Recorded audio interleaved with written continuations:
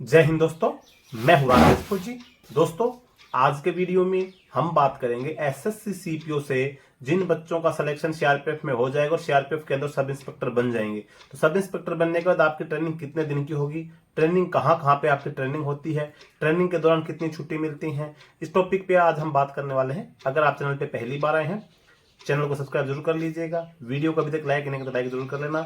इसके अलावा अगर आप हमारा टेलीग्राम ग्रुप ज्वाइन करना चाहते हैं, डिस्क्रिप्शन में लिंक है, टेलीग्राम ग्रुप भी ज्वाइन कर सकते हैं। तो दोस्तों, सबसे पहले हम बात करते हैं कि सीआरपीएफ से अगर आपका सिलेक्शन सब इंस्पेक्टर पोस्ट पर हो जाता तो आपकी ट्रेनिंग कहाँ कहाँ पे होगी। तो सीआरपीएफ के अंदर सब इंस्पेक्टर ट्रेनिंग के लिए 4 सेंटर बने हुए हैं, जिनको सेंट्रल ट्रेनिंग कॉलेज बोला जाता है, यानी कि सीटीसी। तो ये जो 4 जगह हैं, पहले जो सीटीसी है वो आपकी पड़ती है नीमच के अंदर। नीमच जो मध्य प्रदेश के अंदर आता है, वहां पे आपका एक सेंट्रल कॉलेज है, सेंट्रल ट्रेनिंग कॉलेज है सीटीसी सीआरपीएफ का, जिसके अंदर आपकी ट्रेनिंग हो सकती है। इसके अलावा एक जो सेंट्रल ट्रेनिंग कॉलेज है वो है आपका ग्वालियर के अंदर, यानी कि मध्य प्रदेश के अंदर ग्वालियर जगह है, वहां पे भी आपकी ट्रेनिंग चलती है। जो एसएससी सीपीओ से सब इंस्पेक्टर जो बन जाएंगे उनकी जो ट्रेनिंग होती है ग्वालियर के अंदर होती है। इसके अलावा कोयम्बटूर में होती है, तमिलनाडु के अंदर पड़ता है कोयम्बटूर, तो कोयम्बटूर में इनकी ट्रेनिंग होती है। इसके अलावा एक जो ट्रेनिंग सेंटर है वो आपका मुदखेड़ हो गया, नांदेड़, यानी कि सीटीसी मुदखेड़ हो गई। यार 4 सीटीसी हो गई, यानी कि 4 जो ट्रेनिंग सेंटर हैं वहां पे इनकी ट्रेनिंग होगी। इन 4 जगह में आपको कहीं भी नंबर पड़ सकता है, चारों जगह पे इनकी ट्रेनिंग होती है। अभी वो डिपेंड करता है कितने रिक्रूटमेंट की वैकेंसी होती है, उस हिसाब से वहां पे उतने रिक्रूटमेंट भेजे जाते हैं।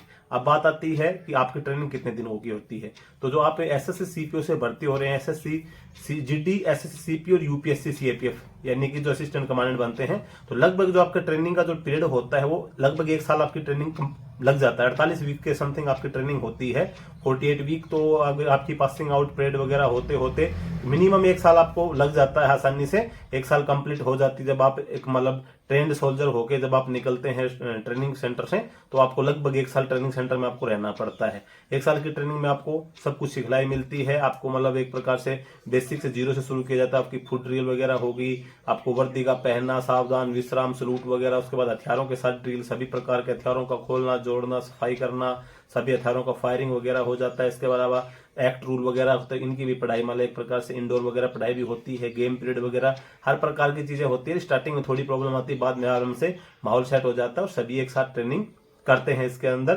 तो नहीं पता चलता है, क्योंकि जैसे आप एक अकेला कोई काम करता है तो उसको लगता है यार ये तो बहुत हार्ड काम है, लेकिन उसी काम को अगर आपके साथ में 200-300 लोग करते हैं तो आपको लगता है जब ये कर सकता है तो मैं क्यों नहीं कर सकता हूँ, मेरा आगे वाला कर रहा है तो मैं भी कर सकता हूँ, पीछे वाला कर रहा है तो मैं भी कर सकता हूँ। इस वजह से ट्रेनिंग इजीली निकल जाती है, कोई ज्यादा जोर नहीं पड़ता है। स्टार्टिंग में जब आप जाते हैं तो उस माहौल में थोड़ा ढलने में थोड़ी सी दिक्कतों का सामना करना पड़ता है, लेकिन जैसे आप उस माहौल में सेट हो जाते हैं, आपके 2-4 वीक जब निकल जाते हैं ट्रेनिंग के, तो उसी के अंदर फिर मजा आने लग जाता है और फिर आपको बिल्कुल फील नहीं होता है कि भाई मैं ट्रेनिंग कर रहा हूँ, और आपको अच्छी सिखलाई मिलती है, अच्छे सीखते हैं। और जो अच्छे सीखता है फिर आपको वो फ्यूचर में जहां भी आप ड्यूटी करते हैं, ऑपरेशन ड्यूटी में है, कहीं भी आपकी तैनाती होती है, वहां पे सिखलाई आपको काम आती है। तो ट्रेनिंग आपकी लगभग ये मान के चलिए कि 1 साल की समथिंग आपकी ट्रेनिंग हो जाएगी, क्योंकि आप एक जीडी की ड्यूटी के लिए भर्ती हो रहे हैं। जैसे आप नॉर्मल अगर किसी और में जैसे सब इंस्पेक्टर, जैसे कोई सिग्नल प्लाटून वगैरह में भर्ती हो रहे हैं, फिर एएसआई में जैसे मिनिस्ट्री स्टाफ में वगैरह में भर्ती होते हैं, उनकी ट्रेनिंग कम की होती है, क्योंकि उनको ऑपरेशन ड्यूटी नहीं करनी है। लेकिन आप एक जीडी के कार्मिक हैं, आप सब इंस्पेक्टर हैं, जैसे एसएससी से भर्ती हो रहे हैं, एसएससी जीडी से कांस्टेबल रैंक पे हो रहा है, आप एसएससी सीपीओ से और आप एसआई जीडी से भर्ती हो रहे हैं। यूपीएससी से जो भर्ती होते हैं असिस्टेंट कमांडर, वो भी जीडी ड्यूटी में आता है। तो आपको जनरल ड्यूटीज करनी है जो कि एक ऑपरेशन ड्यूटी होती है, तो आपको ट्रेनिंग जो होती है वो ज्यादा दिन की दी जाती है। अब आपकी 1 साल की ट्रेनिंग हो जाती है। अब कुछ बच्चों को ये भी कमेंट आ रहे थे कि सर अगर हमारा सिलेक्शन हो जाएगा तो ट्रेनिंग के दौरान हमको कितनी छुट्टी मिलेगी। जब आप ट्रेनिंग के दौरान रहते हैं, तो जब आपकी ट्रेनिंग हाफ ट्रेनिंग आपकी कंप्लीट हो जाती है, तो आपको मिड टर्म ब्रेक मिलता है, यानी कि आपको अब जो मध्यावधि अवकाश बोले, हिंदी में बोले तो मिड टर्म अवकाश में आपको मतलब 15 दिन का आपके समथिंग आपको मिलता है, और ट्रेनिंग के दौरान आपको यही छुट्टी मिलती है। इसके अलावा कोई छुट्टी नहीं होती है। हालांकि इमरजेंसी जैसे कोई हो जाती है किसी कार्मिक की, जैसे ट्रेनिंग के दौरान शादी हो, इंडिविजुअल की शादी हो गई, जैसे हमारे जैसे हरियाणा, राजस्थान इस साइड के जो बच्चे होते हैं, क्या होता है कि अमूमन क्या होता है कि जैसे 2 भाइयों के एक साथ में शादी फिक्स हो जाती है। कई स्टेट में और में भी होता होगा, लेकिन इस एरिया के अंदर जो नॉर्थ इंडिया के अंदर जैसे पश्चिम यूपी वगैरह, हरियाणा, राजस्थान, दिल्ली, इधर के ज्यादा होता है कि क्या कि जैसे एक साथ में 2 भाइयों की शादी हो रही है, तो उसमें आपको शादी तो करनी पड़ेगी, टाल नहीं सकते, क्योंकि अकेले की होगी तो हो सकता है ट्रेनिंग के बाद में हम कर सकते हैं, टाल नहीं पा रहे हैं तो आपको छुट्टी जाना पड़ेगा। तो आपको मैक्सिमम 7 दिन की छुट्टी मिल जाती है। लेकिन ये आपके एक जेन्युइन प्रॉब्लम होगी तभी, जैसे फिर घर में कोई ऐसी ट्रेजेडी हो जाए कि आपको जाना जरूरी है, तभी आपको छुट्टी मिलती है, अन्यथा कोई छोटी मोटी प्रॉब्लम के लिए छुट्टी नहीं मिलती है ट्रेनिंग के दौरान। इमरजेंसी के अंदर मैक्सिमम 7 डेज की छुट्टी मिल जाती है आपको। मतलब आपकी खुद की भी शादी है तो भी आप 7 दिन की छुट्टी आप लेके जा सकते हैं। 7 दिन में आपको शादी करके वापस ट्रेनिंग सेंटर में रिपोर्ट करना पड़ेगा। 7 दिन के बाद में अगर आप ट्रेनिंग से एब्सेंट हो जाते हैं तो फिर आपको मतलब RTO कर दिया जाएगा और बाद में फिर नेक्स्ट बैच में आपको ट्रेनिंग करनी पड़ेगी। फिर आपके साथ वाले ट्रेनिंग करके निकल जाएंगे, फिर जो अगला बैच आएगा उसके साथ फिर आपकी ट्रेनिंग होगी। तो ट्रेनिंग में ज्यादा छुट्टियां नहीं मिलती हैं। हालांकि संडे वगैरह अगर आपके किस्मत से, जैसे मान के चलो कि आप ग्वालियर के रहने वाले हैं और ग्वालियर में आपकी ट्रेनिंग हो रही है, किसी से गुड लक होता है, ऐसा सिचुएशन आ जाती है, तो फिर आपको जैसे संडे वनडे को आउट पास मिल जाता है। या फिर वैसे भी आप कैंप में रहेंगे ट्रेनिंग के दौरान तो संडे को जैसे आपको कोई सामान खरीद के लाना है, घूमना है, फिरना है, या कोई नजदीक में देखने की जगह है, तो संडे वगैरह को आपके अवकाश रहता है, उस दिन आपको आउट पास मिल जाता है, दिन के लिए आप जाके आ सकते हैं। तो वैसे और कोई लंबी छुट्टी जैसे आप सोचाएं कि हर महीने में तो 2 दिन घर मिल जाए, 2 महीने बाद 4 दिन घर चला जाऊं, या फिर 1 साल के अंदर में तो 2 महीने की छुट्टी जो CRPF के अंदर मिलती है ना, 2 महीना EL और 15 दिन CL, वो लागू होंगे आपकी ट्रेनिंग कंप्लीट करने के बाद में। जब तक आप ट्रेनिंग नहीं करेंगे तो रूल आपके लिए लागू नहीं है कि आप 1 महीना EL और 15 दिन CL काटना चाहेंगे। ट्रेनिंग में सिर्फ आपको 15 दिन की छुट्टी असाइड है और वही 15 दिन की छुट्टी आपको मिलती है।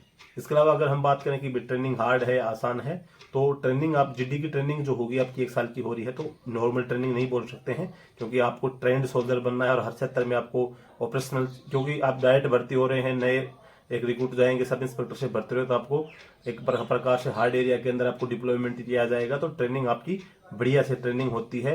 मतलब ये मान के चलो कि नॉर्मल आप नहीं बोल सकते हैं, क्योंकि GD की ट्रेनिंग नॉर्मल नहीं होती है। ट्रेडमैन वगैरह इनकी जो ट्रेनिंग होती है नॉर्मल होती है, लेकिन इजीली कर सकते हैं। अगर आप, मैं पहले बताया था कि जब आपके सामने वाला कर रहा, आपके पीछे वाला कर रहा है, बाएं वाला कर रहा, दाएं वाला कुछ नहीं करना, सामने वाले को देख के करो, पीछे वाले को देख लो, वो भी कर रहा तो मैं भी कर लूंगा, कुछ नहीं होता है, सब हो जाएगा।